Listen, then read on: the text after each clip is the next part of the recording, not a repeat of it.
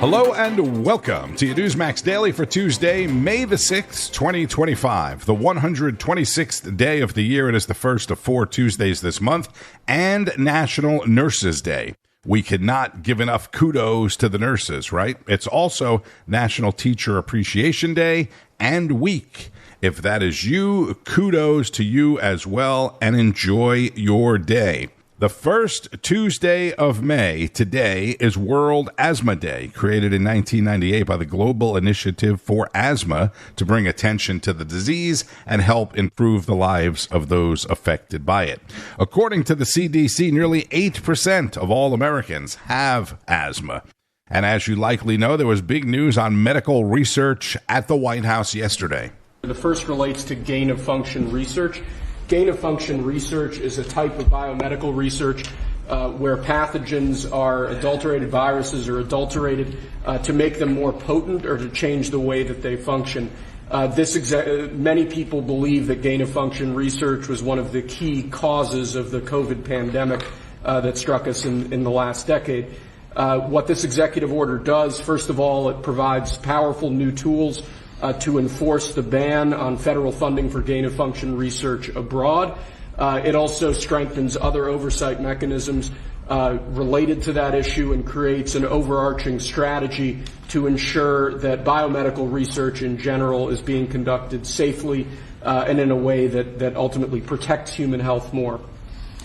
It's a big deal. It could have been that we wouldn't have had the problem we had. A lot of people say that, sir. President Trump, with Health and Human Services Secretary RFK Jr. and others by his side, signing an executive order banning gain-of-function research.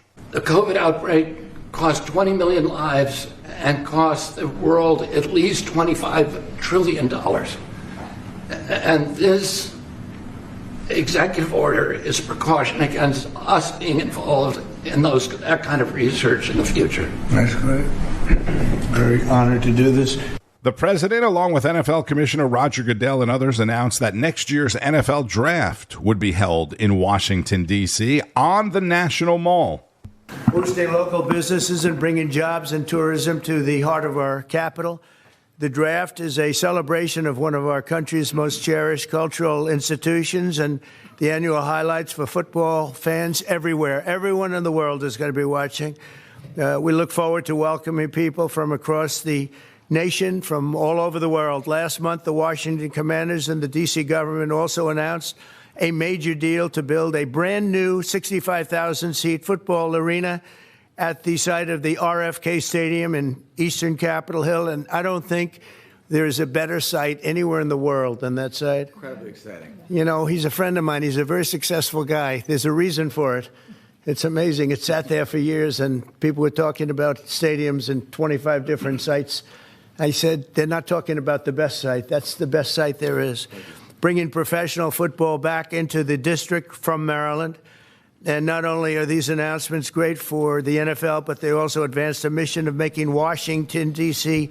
safe and clean and beautiful. And so on one side of President Trump was NFL Commissioner Roger Goodell. On the other side was Secretary of Interior Doug Burgum. I'm still not sure what the heck the Secretary of Interior does. And behind the president, looking really uncomfortable and nervous, is Washington, D.C. Mayor Democrat Muriel Bowser. If you saw this, she was like licking her lips, almost hyperventilating. We've made a lot of improvements in the last few months, and it's getting to look really strong. Crime is way down, and there's a good relationship we have going with Muriel. So I want to thank you very much. And would you like to say a few words? Thank you, Mr. President. The mayor, please. Thank you. Thank you. Well, I'm sorry. Well, greetings. I'm Muriel Bowser. I'm the mayor of the best city in the world and also the sports capital. And we are delighted to be here with the Washington Commanders, the NFL, and the president to talk about this very exciting announcement for Washington, D.C. Washington, D.C. Mayor Muriel Bowser with President Trump in the White House. As an American, I love this. Not as a Republican, not as a Democrat, libertarian, independent, whatever. As an American, I, for one, Love seeing this bipartisanship, and you should too, between the president and people who honestly, really, for the most part, don't like him, right? For the good of the people and or for a cause. Last week, it was Michigan's Democratic Governor Gretchen Whitmer putting things aside to get something done. Now Muriel Bowser. And good for her, actually saying, thank you, Mr. President. Let's see if her fellow Democrats turn against her today for working with Trump, to better her city. Bipartisanship. Oh, it is so refreshing. Today, the president is meeting with the Prime Minister of Canada at the White House. They will have a meeting, speak with the press, then have lunch, which is closed to the press. And later today, President Trump is meeting with the FIFA Task Force, which he actually created to oversee preparations of next year's FIFA World Cup, which is being held in the United States, Canada, and Mexico. And if you missed it last night, Rob Schmitt went to Washington to speak with border czar Tom Homan. The president has indicated he wants to reopen Alcatraz. As a law enforcement guy, I mean, it makes a great story. What do you think of that? Well, look, we're always looking for beds, and Alcatraz would be a great place to put the most significant public safety threats, most significant national security threats, while we're dealing with all these nationwide injunctions of removal. So, we're looking for beds right now. We're out contracting for beds. So Alcatraz, I think it should be on the table. I think it's an option. It would send a message, right? Because I still think... send a message like Gitmo did, right? Yeah. So, yeah, it sends a strong message. But, again, we need hardened facilities for the worst of the worst. And we absolutely need to send a message, because there's still a lot of residual crime from the George Floyd days and all the lawlessness of the last few years. We still have in major cities, we have drugstores closing down because they can't stop the looting. It'd be nice to send a strong message to people that you can't keep doing this to our country. And it keeps happening. Yeah. Look what happened in New York City this weekend with officers being attacked by what they believe are members of the TDA, which we're looking for now. But yeah, the president's going to send a strong message. I keep sending a strong message. This stuff's going to end. Yeah. It might have got away with it under the Biden administration. We're looking for every single one of them right now. How do you see due process and what they're trying to do politically here to leave, I think, all these people in this country?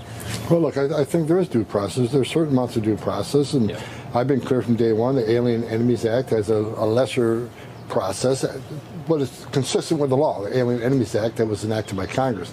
Look, Congress created the law. We're just enforcing it. But due process... as far as everybody we remove ICE, there is a due process. Hundreds, if not thousands of hours is spent on making sure what their immigration status is, what their criminal status is. Yeah. They look at anything from social media to undercover operations to confidential informant information. A lot of due process goes into every single removal ICE does. If you're illegal, isn't that the end of due process? If you find out that you're not supposed to be in the country and you're deported, that is the due process, right? I don't understand what they're demanding. I'm talking interior enforcement procedures. There is a due process right? We make sure who we got. Before we go out and make an arrest, there's a lot of due process. And when we go out to arrest an illegal alien, it's a targeted enforcement action, which we know exactly who we're looking for and where we're most likely to find them, based on a lot of work, a lot of due process, make sure that guy is in the country legally, and we can remove him. So, there's less due process, but there is a due process nexus with every alien we remove. It seems like they want more, that they want a trial for every illegal in this country. They're trying to get as much as they can to hold on. I agree 100%. Yeah. They didn't ask for due process for the millions that went across the border, right? They didn't ask due process, and they said, Secretary Michael says, well, everyone's vetted. Well, we know they weren't vetted. You don't have access to foreign nations' criminal database, so, they violate the law, and they violate the process, the legal process to enter the country legally, but when we want to deport them, now all of a sudden want to take advantage of every legal process out there. So they can't have it both ways, but I'll say it again. Everybody we arrest and remove, there is an amount of due process done, a lot of work done to make sure he's the right person and he's removable. That is border czar Tom Homan with Rob Schmitt, who also spoke with Ohio Congressman Jim Jordan, chair of the House Judiciary Committee. So we're talking about judges here now, and we've got Congressman Jim Jordan, who's the head of the Judiciary Committee, and I know you guys have been looking, a lot at these activist judges. Talk about the problem that it is and what we're doing about it. Well, the fundamental problem is exactly what the president said. He put his name on the ballot. Yeah. He got elected by we the people. He gets to make the calls as the guy who runs the executive branch, not some unelected federal district judge who somehow thinks they're equivalent to the president of the United States. So that's the left always wants the unelected to make the calls, the Faucis and the Boasbergs. They want them making the judgments and the decisions, not the people who put their name on the ballot. But that's not how our system works. So we've actually sent a letter to the court. We're kind of curious about how Judge Boasberg gets all these cases. You know, he was the guy who was on the FISA court when they spied on President Trump's campaign. He was the judge that oversaw Kevin Kleinsmith's case, the guy who altered a document, lied to the court, the FISA court. He oversaw that case. He was the judge who said, turn the plane around, bring the bad guy back who's a member of a gang, who did terrible things, who's here illegally. And he's also now the judge who gets randomly assigned the Signalgate case against Secretary Hegseth. So we wrote the court and said, you know, how does it all work out? How does this random assignment process work? Because we're concerned about the same thing President Trump was talking about. There's been concerns about, you know, like a judiciary that can, you know, weaponize itself. This is not a new problem in this country. This is not a new fear that judges could, you know, you know, exaggerate their power, however you want to say it. I can't get the wording right, but you know, this is not a new. And I guess I wonder when does the Supreme Court jump in and do something about these district judges that think that they have power over the whole country? No, great question. I do think some of these cases are going to get to the Supreme Court in a pretty quick manner, pretty quick time frame. And, you know, Justice Roberts put out a statement a month or so ago about, you know, the proper course of action is if you don't like the decision of a district judge is to, you know, use the appellate courts. And I get all that. But I think his statement just sort of underscores the focus that's now on this issue. And we've taken legislative action in the House. We passed a legislation that said one of these federal district judges who issues an injunction, the injunction shouldn't apply nationwide. It should apply to the parties in that case, in that jurisdiction, not to the entire country. And even Justice Kagan had talked about this phenomena a few years back. So we think there's a chance that that bill hopefully could get through the Senate and get signed by President Trump and scale some of this back, some of the power that these district judges have currently. Yeah, and hopefully relatively soon, because as we know, it's not a lot of time for them to do some of this important work, and they're getting kind of stalled out. And I think that's exactly the point of why they're doing all this. I want to ask you about this. Tish James, the New York Attorney General, the one that famously went after Trump over nothing, built her whole campaign on getting Trump, and then throws a nonsense case to try and derail him. Well, she's facing a lot of you know, some allegations as well. The irony of that not lost on anybody, but she has a new lawsuit against the president. Take a listen. Today, I am announcing a lawsuit to stop the most sweeping and unlawful assault on public health in our nation's history. This administration is taking a wrecking ball to the Department of Health and Human Services. In just a few short weeks, this administration has unraveled decades of progress. What's your reaction to Tish James at this point? I don't know that anybody takes her serious. We know how ridiculous the case was that she brought against President Trump. And, of course, the irony with her is now it's being alleged that she did some of the same kind of things that she falsely accused President Trump of doing. You know, it turns out, Rob, you know, if you're the Attorney General of New York, you can't have your principal residence in Virginia. So there's three now. I haven't seen it, so I don't know for sure. But it's been alleged that she has said things on various forms trying to get better terms, better rate on loans regarding three different properties. So one it's alleged that she said her dad was actually her husband. Another one, she claimed her principal residence was in Virginia versus New York, where she's the Attorney General. Yeah. So this lady has got all kinds of concerns that have been raised. We'll see how it all shakes out. But now she's bringing another action against President Trump. Just, again, shows you, I think, how crazy the left has become in what they try to do. Congressman Jim Jordan, chair of the House Judiciary Committee, on Rob Schmitt Tonight. That is 7 o'clock Eastern. All right, let's go to Carl Higbie, host of Frontline at 5 p.m. Eastern, for more on the New York Attorney General. Letitia James is at it again. Today, she announced that she, via the New York Attorney General's office, along with D.C. and 22 other states, is suing HHS for cutting $11 billion in mental health and addiction treatment facilities. Okay, $300 million of that is going to come right out of New York's pocket. And boy, did Letitia James completely misrepresent the reality of those cuts. 9/11 responders and survivors is on track to lose the doctors needed to certify new cancer diagnosis. 9/11 heroes will be denied care because this administration chose to fire their doctors. Look, that cut money has nothing to do with 9/11. Sure, New York politicians will probably take money away from the 9/11 victims to refund those drug programs, and then they'll blame it on Trump. But trust me, none of the cuts that originated from HHS were focused on cutting 9/11 health care. This is so disingenuous. But this is Letitia James, perpetually in campaign mode. And I'm kind of impressed, actually, today in a little way. She usually just raises her voice. She makes the case by increasing the volume of her voice in the absence of any facts, like last week. And you want me to sit in my seat and stand idly by and allow this craziness to happen?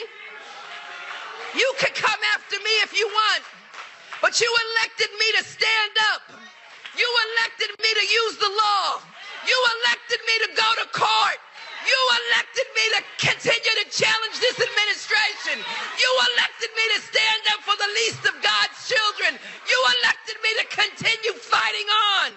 And I will fight on. Yikes. You would think as a lawyer she would know that yelling is not illegal. But look, here's my thing about addiction treatment. And honestly, folks, like I'm sure some of you are commenting at home on this. I can speak to this since I have dealt with my own fair share in my family, actually quite a bit of it. I'm all for getting people clean, but at what cost? This is not the federal government's purview. It's just not. That's why the federal government never legalized hard drugs.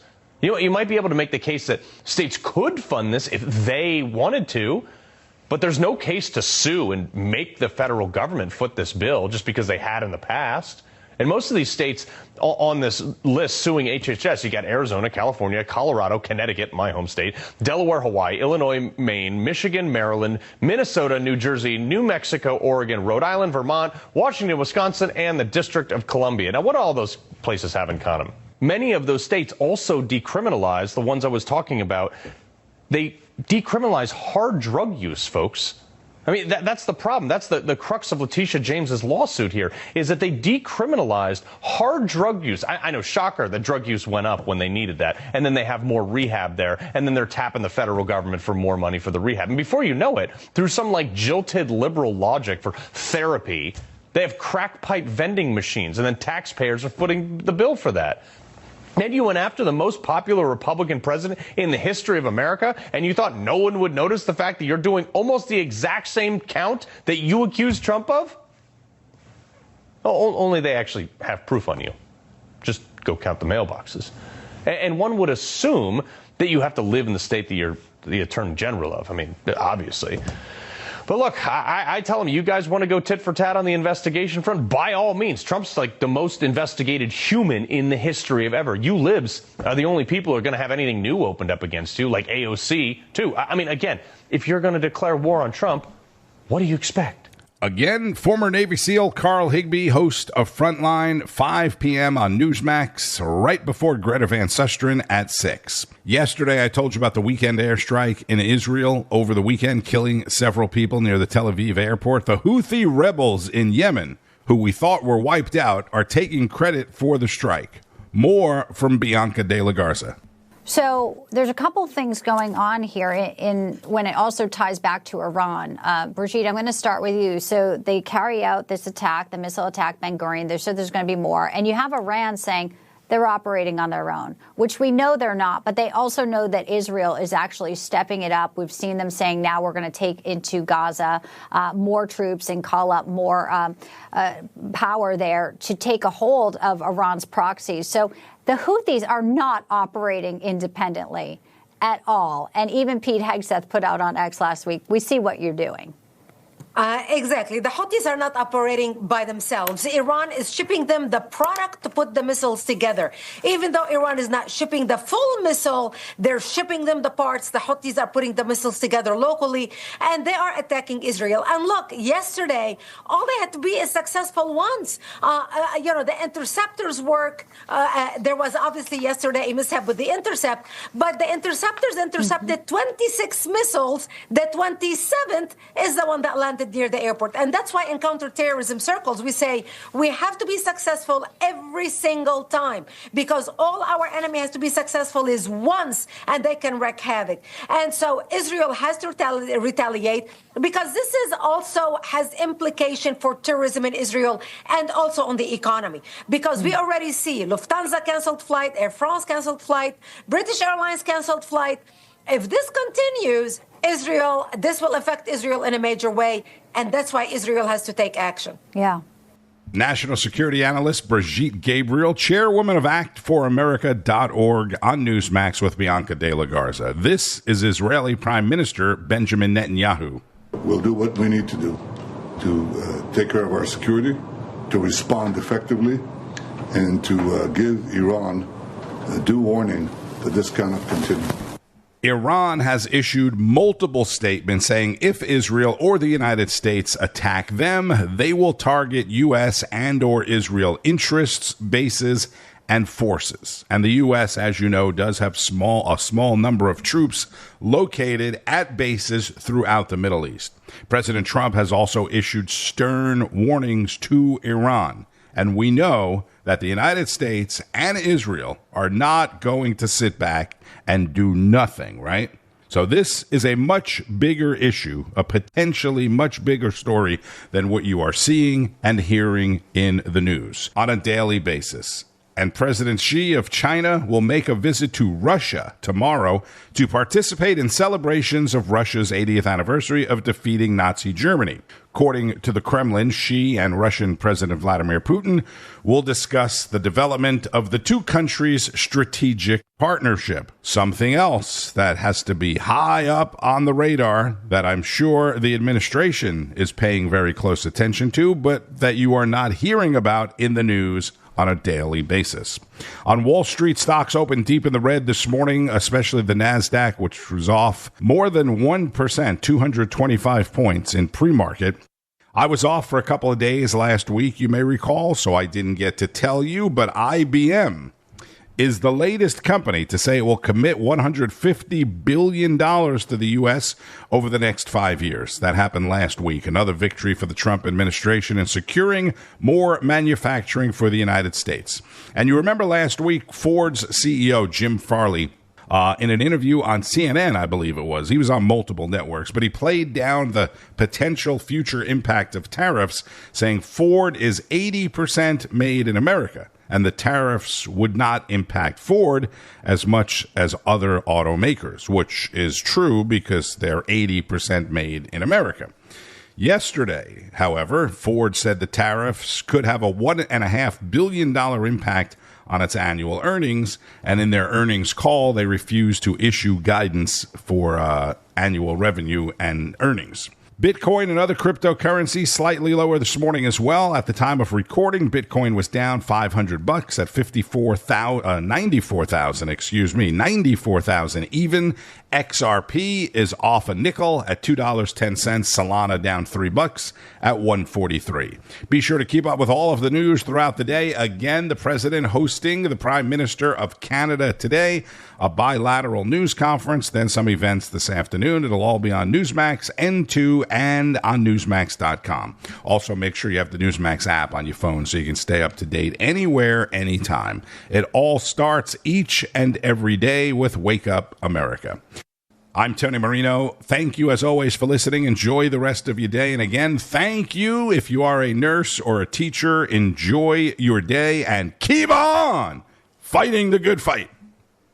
News breaks every minute, every day.